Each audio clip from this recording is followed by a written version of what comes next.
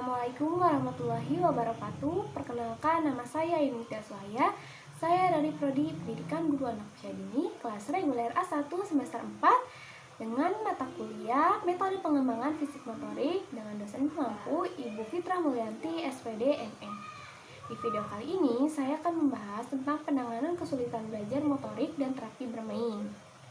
Nah, topik yang akan saya bahas yang pertama definisi kesulitan belajar, kedua faktor penyebab kesulitan belajar motorik, yang ketiga contoh permainan dalam penanganan kesulitan belajar motorik kasar, yang keempat contoh permainan dalam penanganan kesulitan belajar motorik halus, lalu definisi terapi bermain, manfaat terapi bermain, dan contoh kegiatan terapi bermain untuk meningkatkan perkembangan motorik anak usia dini. Nah, yang pertama penanganan kesulitan belajar motorik. Definisi kesulitan belajar. Menurut Rohma, kesulitan belajar adalah peserta didik yang tidak dapat belajar dengan wajar dan berbeda dengan teman-teman lainnya. Hal ini disebabkan karena adanya ancaman, hambatan, atau gangguan yang dialami selama kegiatan pembelajaran berlangsung. Menurut Helen, kesulitan belajar adalah kemampuan seorang siswa untuk menguasai suatu materi pelajaran secara maksimal, tetapi dalam kenyataannya, siswa tidak dapat menguasainya dalam waktu yang telah ditentukan, dikarenakan beberapa faktor yang mempengaruhinya. Menurut Tahirin, kesulitan belajar adalah kondisi di mana siswa tidak dapat belajar sebagaimana mestinya, baik dalam menerima maupun menyerap pelajaran. Kesulitan belajar ditandai dengan menurunnya kinerja anak secara akademik atau prestasi belajar siswa. Kesulitan ini juga dibuktikan dengan menurunnya kelainan perilaku atau misbehavior. Secara harfiah, kesulitan belajar merupakan terjemah dari bahasa Inggris yaitu learning disability, yang berarti ketidakmampuan belajar.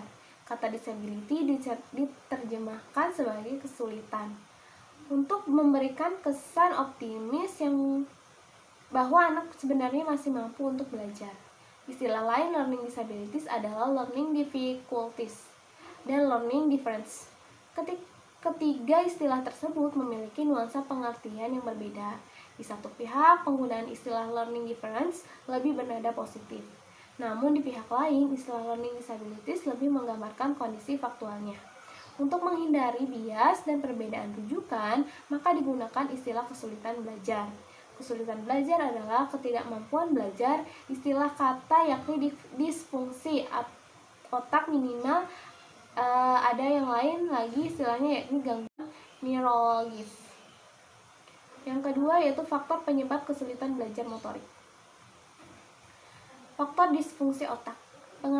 Peneliti mengenai disfungsi otak dimulai oleh Alfred Sars di Amerika Serikat pada akhir tahun 1930-an yang menjelaskan hubungan kerusakan otak dengan bahasa, hiperaktivitas, dan kerusakan perfektual. Peneliti berlanjut ke area neuropsikologi yang menekankan adanya perbedaan pada hemisfer otak.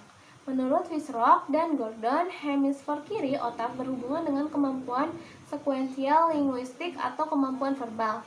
Hemisfer kanan otak berhubungan dengan tugas-tugas yang berfungsi dengan auditori termasuk melodi, suara yang tidak berarti, tugas visual spesial, dan aktivitas nonverbal. Temuan Harness, Epstein, dan Gordon merupakan penemuan sebelumnya bahwa anak-anak dengan kesulitan belajar atau learning difficulty menampilkan kinerja yang lebih baik daripada kelompoknya. Ketiga kegiatan yang mereka lakukan berhubungan dengan otak kanan dan buruk ketika melakukan kegiatan yang berhubungan dengan otak kiri. Gades mengatakan bahwa 15% anak dari anak yang termasuk underachiever memiliki disfungsi sistem saraf pusat. Yang kedua, faktor genetik.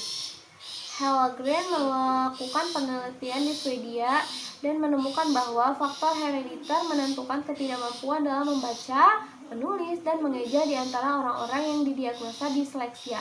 Penelitian lain dilakukan oleh Herman yang meneliti disleksia pada kembar identik dan kembar tidak identik yang menemukan bahwa frekuensi disleksia pada lembar identik lebih banyak daripada kembar tidak identik, sehingga ia menyimpulkan bahwa ketidakmampuan membaca, mengeja, dan menulis adalah sesuatu yang diturunkan. Yang ketiga, faktor lingkungan dan malnutrisi. Kurangnya stimulasi dari lingkungan dan malnutrisi yang terjadi di usia awal kehidupan merupakan dua hal yang saling berkaitan, yang dapat menyebabkan munculnya kesulitan belajar pada anak. Cruikshank dan Helenen menemukan bahwa meskipun tidak ada hubungan yang jelas antara malnutrisi dan kesulitan belajar, malnutrisi berat pada usia awal akan mempengaruhi sistem saraf pusat dan kemampuan belajar serta berkembang anak. Yang keempat, faktor biokimia. Pengaruh penggunaan obat atau bahan kimia lain terhadap kesulitan belajar masih menjadi kontroversi. Peneliti yang dilakukan oleh Adelman dan Converse menemukan bahwa obat stimulan dalam jangka pendek dapat mengurangi hiperaktivitas. Namun, beberapa tahun kemudian, peneliti Levy membuktikan hal yang ketiga, contoh permainan dalam penanganan kesulitan belajar motorik kasar. Yaitu yang pertama, menari dengan iringan musik, bermain di playground, permainan tradisional engklek, lempar tangkap bola, menirukan binatang. Lalu contoh permainan dalam penanganan kesulitan belajar motorik halus. Yaitu yang pertama, lilin plastisin atau play-doh, susunan balok, puzzle, mewarnai, dan origami. Selanjutnya, terapi bermain. Definisi terapi bermain. Terapi bermain adalah terapi yang menggunakan alat-alat permainan dalam situasi yang sudah dipersiapkan untuk membantu anak mengekspresikan perasaannya, baik senang, sedih, marah, dendam, tertekan, atau emosi yang lain. Selanjutnya, manfaat terapi bermain. Ada banyak manfaat play therapy untuk anak, antara lain mengembangkan rasa percaya diri anak pada kemampuannya, menumbuhkan empati, rasa hormat, dan menghargai orang lain, meningkatkan kemampuan untuk mengendalikan diri dan keterampilan sosial. Cukup banyak kegiatan penting di sekolah yang membutuhkan keterampilan motorik halus, seperti menulis dengan jelas, menggunakan komputer, bahkan membalik halaman buku. Dalam kehidupan sehari-hari, keterampilan motorik halus juga akan membuat anak memiliki kemandirian, seperti mengenakan pakaian berkancing, makan dengan sendok, hingga kegiatan merawat diri lainnya. Itulah mengapa keterampilan motorik sangat perlu dilatih saat anak masuk jenjang pendidikan anak usia dini, atau bahkan sebelum itu. Belajar melatih kemampuan motorik halus tak hanya harus bisa dilakukan di sekolah. Selanjutnya, contoh kegiatan terapi bermain. Yang pertama, mewarnai dan menggambar. Yang kedua, bermain play-doh. Yang ketiga, melipat kertas. Yang keempat, menggunting kertas. Dan yang terakhir, meronceng. Selanjutnya, menempel dan melepas stiker. Yang ketujuh, meremas busa berisi air. Melukis dengan jari, membuka dan menutup botol, melepas dan memasangkan kancing baju. Nah, itulah teman-teman penjelasan dari saya. Kurang lebihnya saya mohon maaf. Wabillahi taufiq wal hidayah. Wassalamualaikum warahmatullahi wabarakatuh.